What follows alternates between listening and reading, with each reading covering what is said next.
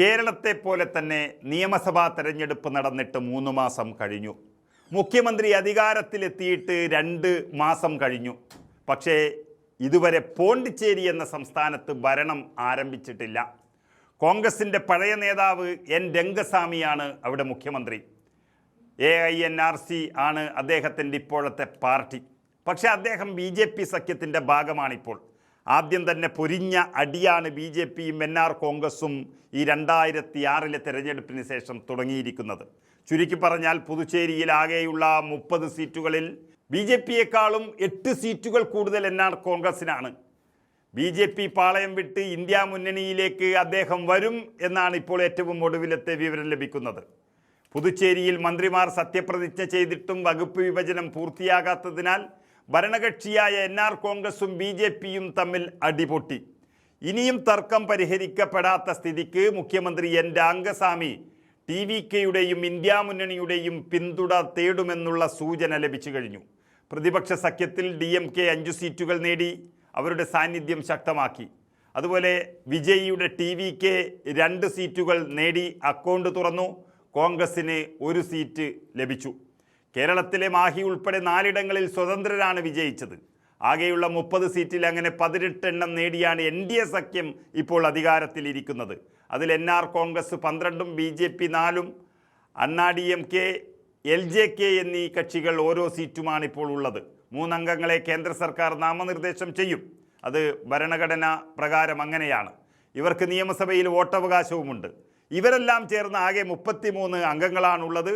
എന്നാൽ 12 സീറ്റുള്ള NR കോൺഗ്രസ് പ്രതിപക്ഷത്തിൻ്റെ ഏകദേശം 10ഓളം സീറ്റുകൾ വാങ്ങി അധികാരം ഇന്ത്യ മുന്നണിക്കൊപ്പം പങ്കിടും എന്നാണ് ഇപ്പോൾ പുറത്തു വരുന്ന വിവരം. NR കോൺഗ്രസിനും രംഗസ്വാമിക്കും മാത്രമല്ല BJPക്കെതിരായി മാറാൻ പോണ്ടിച്ചേരിക്കാർക്ക് തന്നെ മൊത്തത്തിൽ കുറേ കാരണങ്ങളുണ്ട്.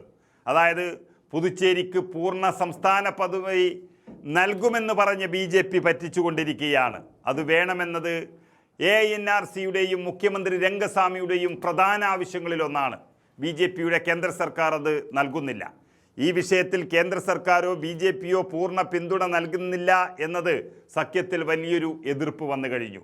അതുമാത്രമല്ല, നിയമസഭയിലും ഭരണപരമായ തീരുമാനങ്ങളിലും BJP മന്ത്രിമാർ കൂടുതൽ മുൻഗണന സ്വന്തമാക്കുന്നു എന്ന വിലയിരുത്തൽ NR കോൺഗ്രസ് MLAമാർക്കിടയിൽ വന്നു കഴിഞ്ഞു. കൂടാതെ പ്രധാനപ്പെട്ട ചില വകുപ്പുകൾ കൈകാര്യം ചെയ്യുന്നതുമായി ബന്ധപ്പെട്ട തർക്കങ്ങളും അതിരൂക്ഷമായി മാറിയിരിക്കുന്നു.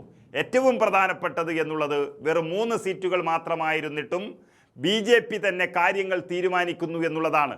കേന്ദ്രഭരണത്തിൻ്റെ അഹങ്കാരമാണതെന്ന് എല്ലാവരും പറഞ്ഞു തുടങ്ങി. രംഗസ്വാമി മുഖ്യമന്ത്രിയായ NDA സർക്കാരിൽ ഭരണപരമായ തീരുമാനങ്ങളിൽ BJP കൂടുതൽ ഇടപെടൽ നടത്തുന്നു എന്ന പരാതി NRC കോൺഗ്രസിന് വന്നു കഴിഞ്ഞു. കേന്ദ്രഭരണ പ്രദേശമായതുകൊണ്ട് തന്നെ ലഫ്റ്റനന്റ് ഗവർണറുടെ അധികാരങ്ങൾ വഴിയും കേന്ദ്ര ഇടപെടലുകൾ വഴിയും NR കോൺഗ്രസിനെ ബുദ്ധിമുട്ടിക്കുന്നു എന്നുള്ളതാണ് സത്യം. ആ സ്വയംഭരണാധികാരം തകർത്ത് കളഞ്ഞു എന്നാണ് അവർ കരുതുന്നത്.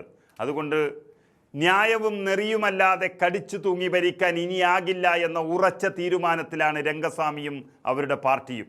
അതിനാൽ തൊട്ടടുത്ത ദിവസങ്ങളിൽ തന്നെ തമിഴ്നാട് മുഖ്യമന്ത്രി വിജയുമായും DMK അധ്യക്ഷൻ സ്റ്റാലിനുമായും അതുപോലെ കോൺഗ്രസുമായും സഖ്യ ചർച്ച പൂർത്തിയാക്കുമെന്നാണ് പുറത്തുവരുന്ന വാർത്ത. പക്ഷേ BJP NR കോൺഗ്രസിനെ പിളർത്താൻ നോക്കുകയാണ്. 6 MLAമാരിൽ കൂടുതൽ BJP പക്ഷത്തേക്ക് പോകേണ്ടി വരും. പക്ഷേ തമിഴ് രാഷ്ട്രീയത്തിൽ അങ്ങനെയൊന്ന് സംഭവിക്കാൻ അല്പം പാടാണ്. അതിന് സാധിച്ചില്ല എങ്കിൽ BJPക്ക് വലിയ തിരിച്ചടിയായിരിക്കും വരാൻ പോകുന്നത്. അവരുടെ അക്കൗണ്ടിലുള്ള 1 സംസ്ഥാനമായിരിക്കും നഷ്ടപ്പെടാൻ പോകുന്നത്.